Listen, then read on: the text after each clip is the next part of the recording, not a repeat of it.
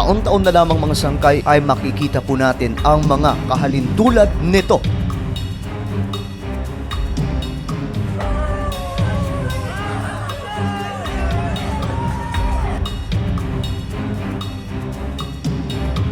Na ginagawa ng maraming tao. Ngunit ang katanungan mga sangkay, ang ginagawa ba ng mga katulad nila ay nakakapagpatawad at nakapaglilinis sa kasalanan ng tao? Ito nga ba ay biblical? This is me once again, Sangkay Janjan. Huwag niyo pong kailimutan na isubscribe ang ating channel, i-click ang bell at i-click ang all. At sa mga nanonood sa Facebook, huwag kalilimutan na i-follow ang ating Facebook page para sa mas marami pang video.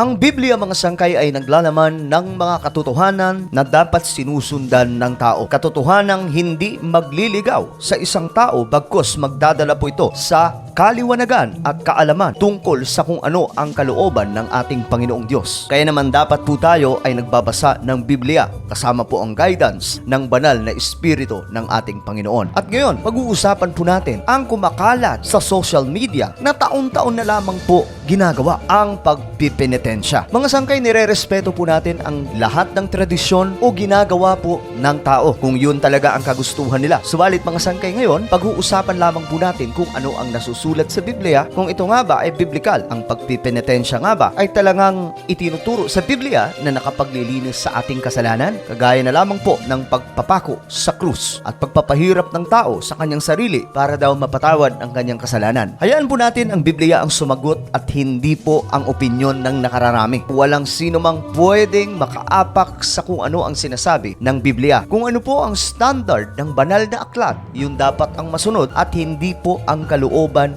ng tao o sariling opinyon ng kahit na sino. So ang katanungan, ang pagpipinitensya nga ba ay kalugod-lugod sa harap ng ating Panginoon at nakapagpapatawad nga ba talaga ito ng kasalanan? Ayon po sa Biblia, ang mga bagay na iyan, katotohanang mayroong anyo ng karunungan sa pagsambang kusa at sa pagpapakababa at sa pagpapakahirap sa katawan. Ngunit walang anumang kabuluhan laban sa ikalalayaw ng laman. Sa madaling kasagutan mula po sa banal na aklat, ito ay walang kabuluhan ayon po sa Biblia, na sinabi pa nga po dito mga sangkay na ito ay may anyo ng karunungan. Ito ay tila kalooban ng ating Panginoon. May anyo ng karunungan sa pagsambang kusa. Kung titingnan po natin mga sangkay, marami po ang kusang gumagawa niyan na hindi po talaga pinipilit, at makikita po natin sa mga video na talagang seryoso silang ginagawa ito at nire-respeto naman natin ang lahat ng yan mga sangkay. Ngunit kung magbabasihan po natin ang Biblia, sinasabi po talaga dito ng klaro na ito ay parang totoo lamang na kalooban kunwari ng ating Panginoon. At dahil wala po silang kaalaman, hindi po nila naiintindihan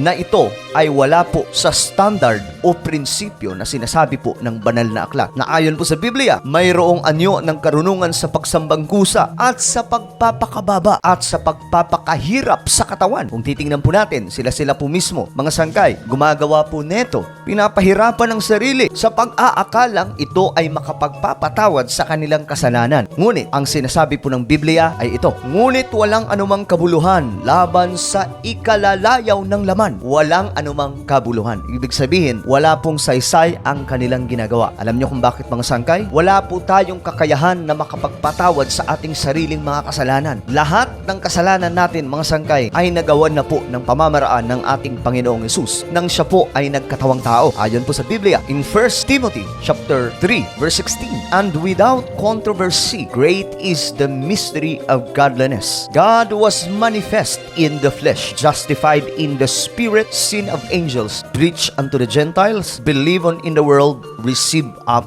into the glory. Ang ating Panginoon daw, mga sangkay, ayon sa banal na aklat, ay nagkatawang tao. Isinilang at siya po ay tinawag na Jesus. Siya po ang gumawa ng pamamaraan para po maisalba po tayo sa sumpa ng kasalanan na namana po natin kay Adam and Eve nung sila po ay matrap ni Satan, Lucifer sa Garden of Eden. Siya ay napako sa krus. Pero para po sa inyong kaalaman, dapat hindi po tayo kasamang una sa plano ng ating Panginoon na isalba nung nagkatawang tao po siya. Ang plano po ay isalba ang mga Hudyo na lumalangoy sa kasalanan at dinadaya ni Satan, Lucifer. Ngunit dahil tinanggihan ng mga Hudyo at pinapako si Jesus Christ sa krus, ang naging resulta mga sangkay ay mabilisang naidugtong ang kaligtasan mula sa mga Hudyo papunta sa mga Hintil na katulad po natin na kung tawagin ay church. Nagkaroon ng kaligtasan ang sangkatauhan Si Jesus Christ ay naipako sa krus. Tumulo ang kanyang dugo, mga sangkay, na ang ibig sabihin, ang kanyang banal na dugo ang naglinis sa lahat ng kasalanan ng tao, at ang kailangan na lamang pong gawin ng isang tao ay lumapit sa ating Panginoon, sundin ang kanyang kalooban, at maglingkod sa ating Panginoong Diyos. Nagkaroon ng pagkalas ang tao mula po sa binhi ng kasalanan nung si Jesus Christ po ay muling nabuhay pagkatapos ng 3 araw, hanggang sa siya ay bumalik sa kanyang kaharian doon sa langit. Hindi po ito katang-isip na kwento lamang, mga sangkay, kundi katotohanan po ito. Tayo ay nasa paggagapos ng kasalanan na ginawan po ng pamamaraan ni Jesus Christ para po makalaya. Kaya't ang pagpipinitensya ay hindi po totoo na nakakapagpatawad sa kasalanan, dahil kahit isang bersikulo sa Biblia, wala po tayong mababasa na kailangan gawin ito ng tao, dahil isa lamang po ang may kakayahan niyan na gumawa para malinis ang ating kasalanan at makalaya sa binhi ng pagkakasala ni Adam and Eve. Walang iba kundi ang dugo lamang po ni Jesus Christ na walang kahit na anong bahid ng kasalanan. Ayon po sa Colossians chapter 1 verse 14, sa pamamagitan niya ay napalaya tayo, sa makatwid ay pinatawad ang ating mga kasalanan sa pamamagitan ng kanyang dugo. Uulitin ko, kanyang dugo lamang, hindi po ang dugo ng kahit na sinong taong nagpipinitensya.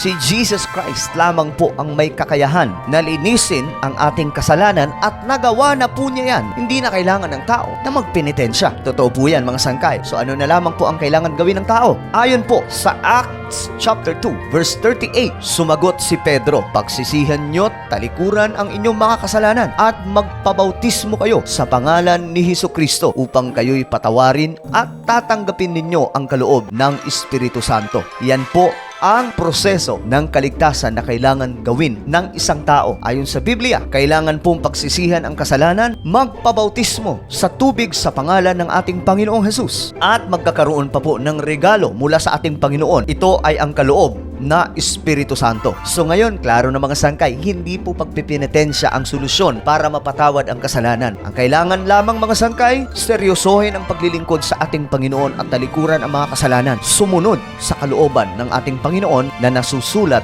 sa Biblia. Dahil kahit saktan mo ang iyong sarili ng maraming beses, hindi mo pa rin malilinis ang iyong kasalanan. Dahil ang nakagawa lamang po niyan, mga sangkay, ang ating Panginoong Jesus. At dahil nagawa na ng ating Panginoon na palayain tayo sa sumpa ng kasalanan, ang kailangan na lamang po maglingkod at sundin ang kanyang kalooban, gagaya ng sinasabi ng Acts chapter 2 verse 38. Isa pa sa talata sa Biblia na magpapaliwanag sa atin ng gusto ay eto, sa Ephesians chapter 1 verse 7. Tinubos tayo ni Kristo sa pamamagitan ng kanyang dugo at pinatawad ang ating mga kasalanan. Ganon kasagana ang kanyang kagandahang loob. Dugo ni Kristo ang nagpalaya sa atin. Tapos nang gawin ito ng ating Panginoon. Kaya't hindi na po kailangan natin saktan ang ating mga sarili. Ang kailangan na lamang pagtalikod ng husto sa kasalanan at pagsunod sa kalooban ng ating Panginoon. Dahil hindi po madadaan sa pananakit ng iyong sariling katawan ang paglilinis at pagpapatawad sa iyong kasalanan. Ayon po sa 1 John chapter 2, si Kristo ang handog sa ikapagpapatawad ng mga kasalanan. Hindi lamang ang ating mga kasalanan, kundi maging ang kasalanan ng lahat ng tao. Buong mundo, mga sangkay, ay tinubos ng isang Kristo Jesus.